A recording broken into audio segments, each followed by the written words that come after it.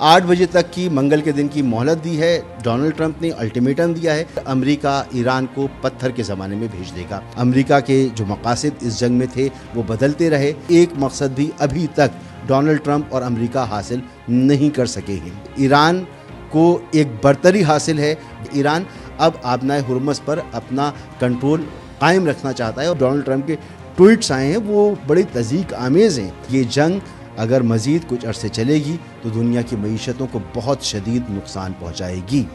مشرق وسطیٰ میں جنگ کا 39واں دن پاکستان میں منگل کا دن شروع ہو گیا۔ چند گھنٹے کے بعد امریکہ میں بھی منگل کا دن شروع ہو جائے گا۔ 8 بجے تک کی منگل کے دن کی مہلت دی ہے۔ ڈونلڈ ٹرمپ نے الٹیمیٹم دیا ہے کہ ایران غیر مشروط طور پر آبنائے ہرمز کو کھول دے، اور اگر اس نے ایسا نہیں کیا تو پھر امریکہ ایران کو پتھر کے زمانے میں بھیج دے گا۔ یعنی ایران کے بجلی گھروں کو نشانہ بنایا جائے گا، اس کے پلوں کو توڑ دیا جائے گا، اس کو ڈیمیج کیا جائے گا، ان پر حملہ کیا جائے گا۔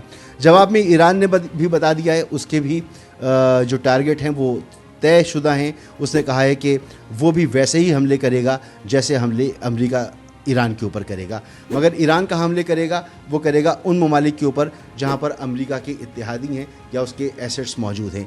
GCC کنٹریز ہوں گے، اور وہ اسرائیل ہوگا، جس پر بڑے مہلک قسم کے اب نئے حملے ایران کی طرف سے توقع کیے جا رہے ہیں کہ ایسی کسی کارروائی کے نتیجے میں کیے جائیں گے۔ کیا واقعی صورتحال اس طرف چلی جائے گی جہاں سے معاملہ پھر واپسی کی طرف نہیں جا سکے گا؟ اس کا جائزہ لیں گے، لیکن یہ معاملہ یہاں تک پہنچا کیسے ہے؟ ہمیں پتہ ہے کہ جنگ 28 فروری کو شروع ہوئی تھی۔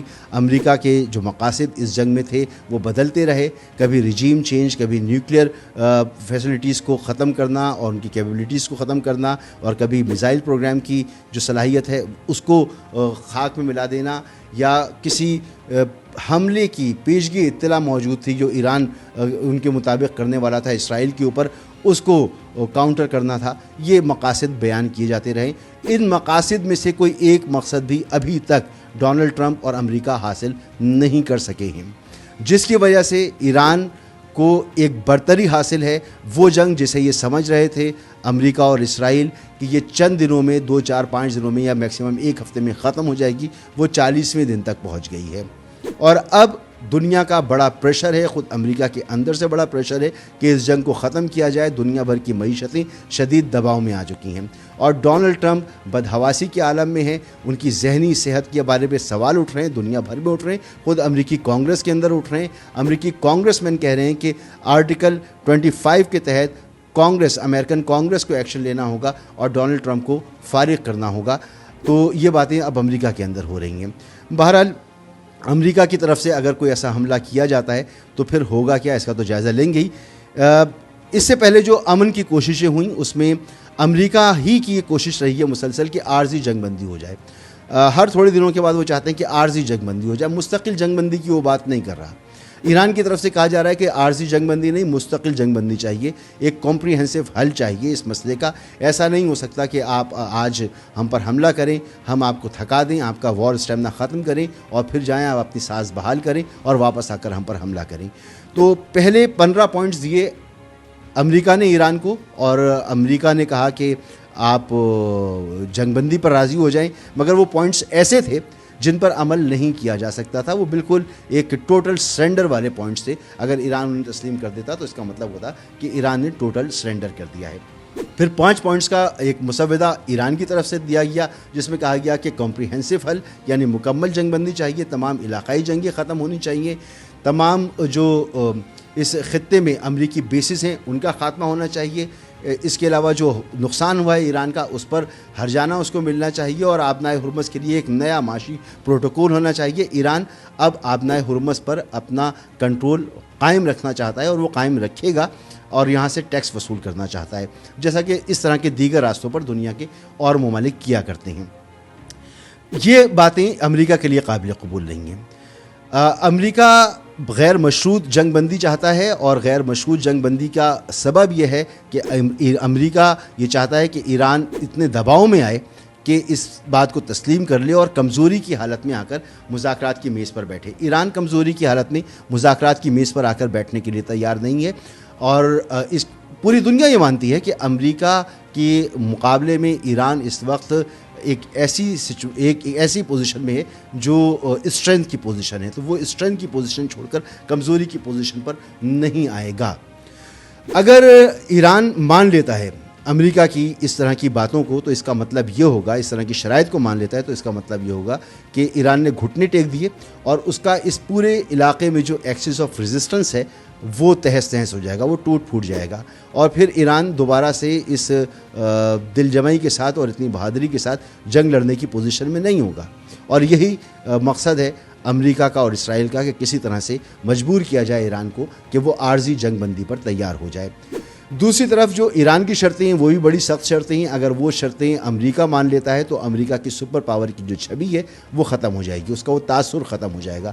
تو امریکہ بھی ایسا نہیں کر سکتا ہے، تو درمیان کا کوئی راستہ وہ بھی نہیں نکل رہا ہے، کیونکہ جو گفتگو ہے وہ بہت ہی غیر سفارتی قسم کی گفتگو ہے۔ جو ڈونلڈ ٹرمپ کے ٹویٹس آئے ہیں وہ بڑی تضحیک آمیز ہیں، اور ان سے برداشت نہیں ہو رہا کہ ایک ایسی قوت جس کو ہم نے 45 سال سے معاشی پابندیوں میں جکڑا ہوا تھا، وہ اب آ کر ہم پر ہماری باتیں ماننے سے انکار کر دے۔ وہ تو اس کو بڑا کمزور ملک سمجھ رہے تھے، پھر وہ رجیم چینج کی بات کر رہے تھے، اور وہ رجیم چینج چاہتے ہیں کہ جی عوام کھڑی ہو جائے ایران کی، تو عوام بھی ایران کی کھڑی نہیں ہوئی اپنی حکومت کے خلاف۔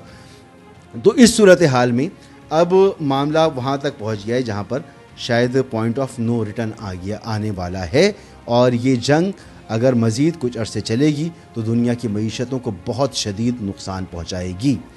ایران کس طرح سے جواب دے گا؟ میں نے کہا کہ جس طرح کے حملے ایران پر ہوں گے اسی طرح کے حملے ایران کرے گا دیگر ممالک پر، امریکہ اور امریکہ کے اتحادیوں پر۔ اور اب یہ بھی خبریں کہ ایران کے پاس لانگ رینج میزائل بھی آ گئے ہیں، اگر وہ میزائل اس نے استعمال کیے تو ابھی ہمیں پتہ نہیں ہے کہ اصل میں ہے کیا معاملہ۔ واقعی ایسے میزائل ہیں اس کے پاس جو دور تک مار کر سکتے ہیں، یعنی امریکہ تک بھی پہنچ سکتے ہیں۔ کچھ لوگ ایسی باتیں کہہ رہے ہیں، بہرحال ابھی ہمیں اس کے بارے میں کوئی مصدقہ خبر موجود نہیں ہے، نہیں ابھی ہم نے اس طرح کا کوئی ایکشن دیکھا ہے۔ ہم نے کیا دیکھا ہے؟